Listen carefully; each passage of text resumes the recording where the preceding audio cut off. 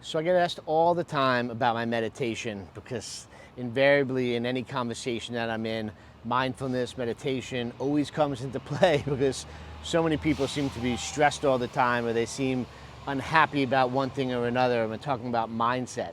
So I'm going to share with everyone the meditation that I do, and I'm happy to talk about this at any time if anyone wants to get in touch with me. So it's called 1 minute breath, and it is exactly what it sounds like. I take one breath a minute, and I do this for 31 minutes. I essentially take one breath in, I inhale for 20 seconds, then I hold it for 20 seconds, then I exhale for 20 seconds. So there are 3 sequences: inhale, hold, exhale. Each 20 seconds obviously makes up a minute. That is 1 minute breath. We'll get in a second to what you do during each of the sequences, but the most important thing is keeping the timing of the sequence the same. So if you're going to do it, which I suggest that you do, you start out doing it for 3 minutes and you do the sequences for 5 seconds each.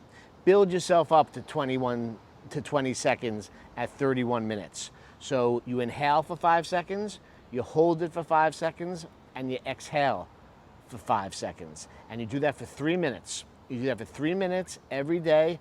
There will be profound benefits to de-stressing yourself, to being more mindful, to having greater intuition. There's a lot of technical words that I can use in terms of brain and gray matter and all of that, but I'm not going to go so deep in this video into all of that. But heightened intuition, de-stressing, being more mindful, having you connect with yourself is really, really important. So 5 seconds intervals, 3 minutes a day. Try to do this for 40 days in a row. 40 days is about a habit forming. Some people say 6 weeks, 40 days, whatever it may be.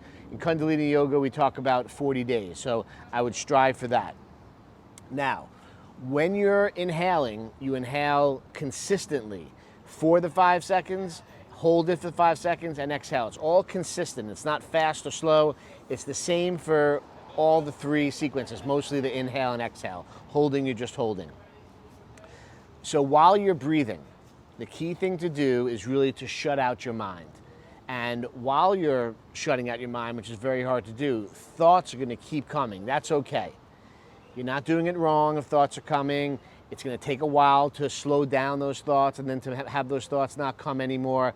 But the idea is to recognize that you're spending that time with yourself and you're connecting with yourself and you're being mindful. You're actually living in the present. And it's okay to think about, as those thoughts are coming in, like, leave me alone, I'm in the moment, I'm being present.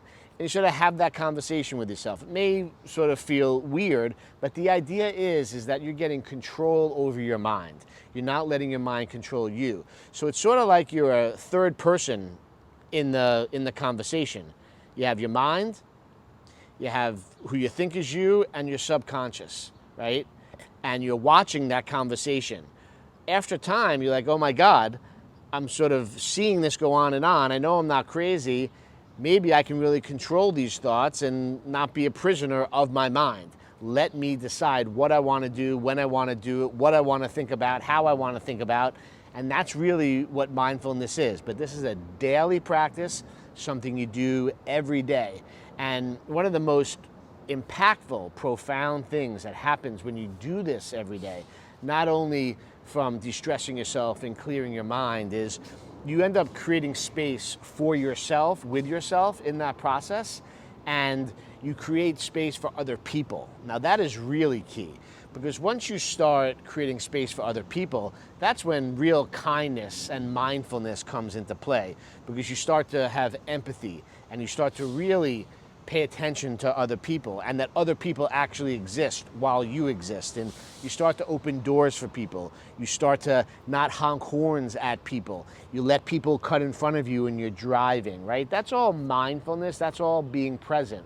I'm telling you that your life changes profoundly when you start to do these things every day. It's very hard to do every day, and even myself, who's been practicing this for 25 years, there are days, no matter what's going on, that I slip up and I don't do all those things, or I may overreact in the moment, whether it's an emotional thing or a painful thing or whatever. I still work on it every single day. Look, no one's perfect, but you got to start somewhere, and I'm well into the process here, and I understand all this. And the key thing is to first understand it and then really practice it. The key is consistency every single day, and keeping those sequences to those time periods. So the best time to do any meditation, yoga, working out is usually in the morning, is when people do it consistently. I wake up every day at 5 a.m. to do this. Sometimes it's earlier, it's rarely later, but that's the time that I'm able to fit it in, where I know that I do it every single day. I know it seems early, and that's probably a big excuse why people don't do any meditation, yoga, or exercise, because they can't fit it into their schedule. But this is something to fit into your schedule every single day, even if it means waking up at a time that you don't want to wake up. When you start to do it and you get past that 40 days that I've been talking about, you forget, your body just starts to wake up, your body needs it. I know you know the feeling, because everyone at some point in your life has worked out before, and once you go 3 or 4 days, like, your body starts to need it. It's all chemically driven inside of you. Same thing happens with meditation. You're gonna wanna do it again during the day, and there's nothing wrong with doing it twice or 3 times, but if you put it off to the next day, just to make sure you do it, 5 a.m., anytime between really 4 a.m. and 7 a.m. in the morning is really the best time to do it. I've been doing this particular practice, 1 minute breath, for about, I think it's a little over 1,600 days in a row. I first set out to do this for 1,000 days. That was my initial commitment, was 1,000 days. And I reached that 500 or 600 days ago, whatever it may be. And this is something I'm gonna do every day for the rest of my life. I do other things in that morning practice other than just this 31 minutes of 1 minute breath, but I've been meditating since I'm 25 years old. But 3-4 years ago, I decided to do this with a lot of conversation with some loved ones, family members, specifically my brother. My wife has her own practice. She's been doing that for, I think, about 470 something days was the last count that I heard. So this is definitely infused into my family at this point, and all of you are my extended friends and family. It's something I really suggest and propose that you do. Happy to talk to each and every one of you whenever you're ready to talk about this, whether it's 1 minute breath or any other type of meditation. It's something to work into your day every day, and the consistency is key to mindfulness and meditation. There are so many different forms of it. Playing golf could be its own form of meditation. Having a baseball catch, walking on the beach. It's the intent of what you're doing when you're doing it, and it works. It's not kooky.